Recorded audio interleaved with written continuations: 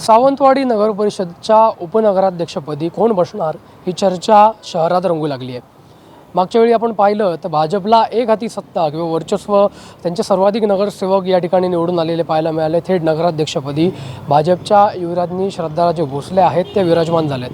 भाजपचे 11 नगरसेवक आणि नगराध्यक्ष असे मिळून जवळपास 12 जण हे भाजपच्या गोट्यामध्ये आहे। भाजपच्या पारड्यात जवळपास नगराध्यक्षांची धरून 13 मतं आहेत। दुसरीकडे बघितलं तर शिवसेनेकडे 7 मतं आहेत। शिवसेनेचे 7 नगरसेवक निवडून आलेत। उद्धव बाळासाहेब ठाकरेंची शिवसेना आणि काँग्रेसचा प्रत्येकी एक नगरसेवक असं साधारण चित्र सावंतवाडी नगर परिषदचं आहे। यात मागच्या काही दिवसात ज्या चर्चा सुरू होत्या त्या म्हणजे भाजप आणि शिवसेनेची युती होणार का? कारण जर पाहिलं तर निवडणुकीत दोन्ही पक्ष स्वबळावर लढताना पाहायला मिळाले। स्वबळावर लढत असताना जे काही उमेदवार निवडून आलेत त्याची आकडेवारी मी मगाशीच सांगितली आणि त्यानंतर हे एकत्र येऊन उपनगराध्यक्षपद हे शिवसेनेला जाईल अशा पद्धतीची चर्चा ही राजकीय वर्तुळात होती, शहरात होती।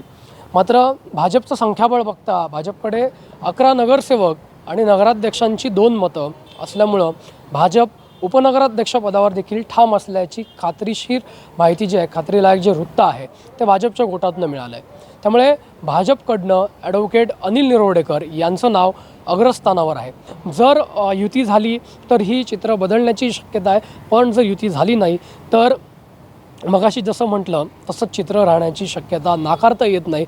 शेवटी राजकारण आहे, त्यामुळे उद्याच्या बैठकीत सर्व जे काही चित्र आहे ते स्पष्ट होणार आहे। कारण राजकारणामध्ये शेवटच्या क्षणापर्यंत काय होईल हे सांगू शकत नाही। या नगर परिषदेला आता कायमस्वरूपी मुख्याधिकारी देखील मिळावा, त्याचबरोबर आरोग्य असेल किंवा इतर काही ज्या घोषणा होत्या ज्या निवडणुकीच्या काळात केल्या गेल्या होत्या त्याचा कुठेतरी विसर सत्ताधाऱ्यांना पडल्याचंही जनमत जे आहे किंवा लोकांचं जे म्हणणं आहे ते या निमित्तानं समोर येते। जवळपास काही दिवसांनी महिना होईल नगराध्यक्ष विराजमान झाल्यानंतर, नवीन नगरसेवक विराजमान झाल्यानंतर 4 वर्षांचं प्रशासकीय राजवटीनंतर पुन्हा एकदा लोकनियुक्त जे प्रतिनिधी आहेत ते या नगर परिषदेमध्ये बसलेले आहेत। त्यामुळे त्या अपेक्षा लोकांच्या वाढलेल्या आहेत आणि या दृष्टीने उद्याची ही निवड आहे ती महत्त्वपूर्ण अशी ठरणार आहे।